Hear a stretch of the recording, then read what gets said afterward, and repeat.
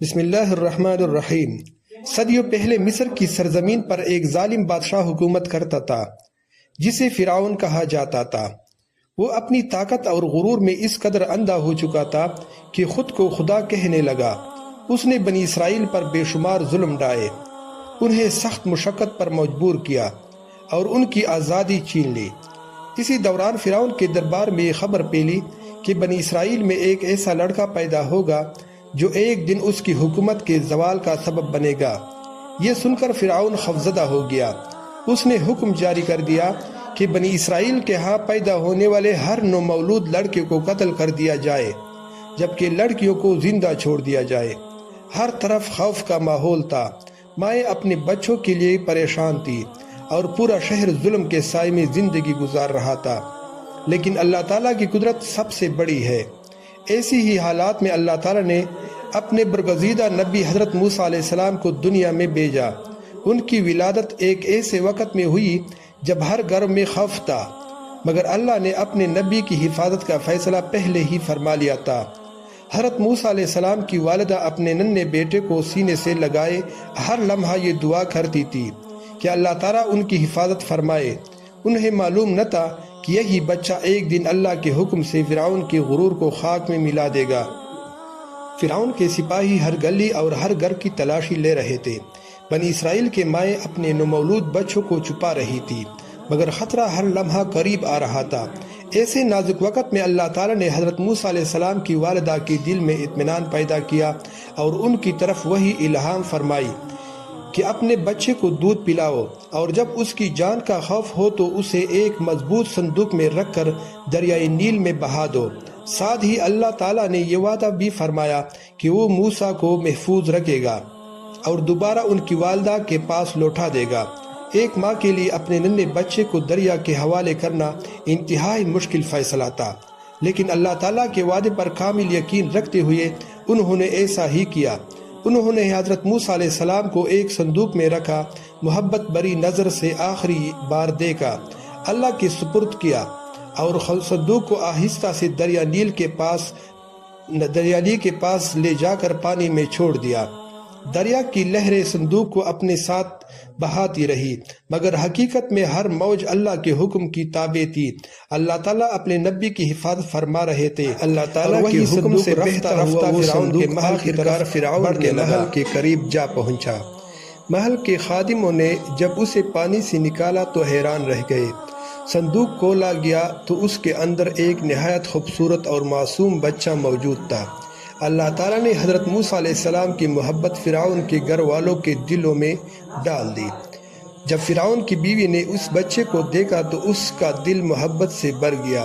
اس نے فرعون سے کہا، اس بچے کو قتل نہ کرو، شاید یہ ہمارے لیے آنکھوں کی ٹھنڈک بنے یا ہم اسے اپنا بیٹا بنا لیں۔ اسی طرح اللہ تعالیٰ نے اپنی نبی کو اسی محل میں محفوظ کر دیا جہاں سے ان کی قتل کے احکام جاری ہوتے تھے۔ ادھر حضرت موسیٰ علیہ السلام کی والدہ غم اور بے چینی میں تھی، لیکن اللہ کے وعدے پر یقین تھا۔ اسی دوران حضرت موسیٰ علیہ السلام کسی بھی دودھ پلانے والی عورت کا دودھ قبول نہ کر سکے۔ تب اللہ تعالیٰ نے ایسا انتظام فرمایا کہ حضرت موسیٰ علیہ السلام کی بہن نے محل والوں سے کہا، کیا میں تمہیں ایک ایسے گرانے کا پتہ بتاؤں جو اس بچے کی اچھی پرورش کر سکے؟ محل والوں نے یہ تجویز قبول کر لی اور یوں حضرت موسیٰ علیہ السلام کی اپنی والدہ کو ہی دودھ پلانے کے لیے بلا لیا گیا۔ اس طرح اللہ تعالیٰ نے اپنا وعدہ پورا فرمایا۔ ماں کو اس کا بیٹا واپس ملا اور وہ اپنے بچی کی پرورش بھی کرنے لگی، جبکہ تمام اخراجات فرعون کے محل سے ادا ہو رہے تھے۔ وقت گزرتا گیا اور حضرت موسیٰ علیہ السلام جوان ہوئے۔ ایک دن شہر میں دو آدمیوں کو لڑتے دیکھا، ایک بنی اسرائیل میں سے تھا اور دوسرا فرعون کی قوم سے۔ بنی اسرائیل کے شخص نے حضرت موسیٰ علیہ السلام سے مدد مانگی۔ حضرت موسیٰ علیہ السلام نے اسے بچانے کے لیے ایک گونسا مارا، لیکن وہ شخص غیر ارادی طور پر وفات پا گیا۔ حضرت موسیٰ علیہ السلام نے فوراً اللہ تعالیٰ سے معافی مانگی اور اللہ تعالیٰ نے انہیں معاف فرما دیا۔ بعد میں جب فرعون کے دربار میں ان کے خلاف سازش ہونے لگی تو ایک خیرخواہ شخص نے آ کر خبر دی کہ لوگ آپ کو قتل کرنے کا منصوبہ بنا رہے ہیں۔ حضرت موسیٰ علیہ السلام اللہ پر بھروسہ کرتے ہوئے مصر سے نکل کر مدین کی طرف روانہ ہو گئے۔ مدین پہنچ کر انہوں نے ایک کنویں پر 2 خواتین کو دیکھا جو اپنے جانوروں کو پانی پلانے کے لیے انتظار کر رہی تھی۔ حضرت موسیٰ علیہ السلام نے ان کی مدد کی اور پھر ایک درخت کے سائے میں بیٹھ کر اللہ تعالیٰ سے دعا کی، اے میرے رب، جو بھی بلائی تو میری طرف نازل فرمائے میں اس کا محتاج ہوں۔ اللہ تعالیٰ نے ان کی دعا قبول فرمائی، انہیں رہائش ملی، عزت ملی اور بعد میں ان کا نکاح ان خواتین میں سے ایک کے ساتھ ہو گیا۔ کئی سال بعد جب حضرت موسیٰ علیہ السلام اپنے اہل خانہ کے ساتھ مصر واپس آ رہے تھے تو طور پہاڑ کے قریب انہیں ایک آگ دکھائی دی۔ جب وہ اس کے قریب پہنچے تو اللہ تعالیٰ نے انہیں پکارا اور نبوت سے سرفراز فرمایا۔ اللہ تعالیٰ نے انہیں حکم دیا کہ فرعون کے پاس جائیں، اسے ایک اللہ کی عبادت کی دعوت دے اور بنی اسرائیل کو اس کے ظلم سے نجات دلائیں۔ اللہ تعالیٰ کے حکم کے مطابق حضرت موسیٰ علیہ السلام اپنے بھائی حضرت ہارون علیہ السلام کے ساتھ فرعون کے دربار میں پہنچے اور اسے اللہ تعالیٰ کی عبادت کی دعوت دی، مگر فرعون نے تکبر کیا، حق کو قبول کرنے سے انکار کر دیا اور حضرت موسیٰ علیہ السلام کو جادوگر کہنے لگا۔ اللہ تعالیٰ نے حضرت موسیٰ علیہ السلام کو 2 عظیم معجزے عطا فرمائے۔ جب انہوں نے اپنا عصا زمین پر ڈالا تو وہ اللہ کے حکم سے ایک عظیم سانپ بن گیا، اور جب اپنا ہاتھ بغل سے نکال کر دکھایا تو نہایت روشن نظر آنے لگا۔ لیکن فرعون نے پھر بھی ایمان نہ لایا۔ اس نے پورے مصر سے مشہور جادوگروں کو جمع کیا تاکہ عوام کے سامنے حضرت موسیٰ علیہ السلام کا مقابلہ کیا جا سکے۔ مقررہ دن ایک بہت بڑا مجمع جمع ہوا۔ جادوگروں نے اپنی رسیاں اور لاٹھیاں زمین پر پھینکی اور لوگوں کو ایسا محسوس ہونے لگا جیسے بے شمار سانپ دوڑ رہے ہوں۔ پھر اللہ تعالیٰ نے حضرت موسیٰ علیہ السلام کو حکم دیا کہ اپنا عصا ڈالے۔ جیسے ہی انہوں نے عصا زمین پر ڈالا وہ اللہ کے حکم سے ایک حقیقی عظیم سانپ بن گیا اور جادوگروں کے تمام جھوٹے کرتب نگل گیا۔ یہ منظر دیکھ کر جادوگروں نے فوراً سمجھ گئے کہ یہ جادو نہیں بلکہ اللہ کا معجزہ ہے۔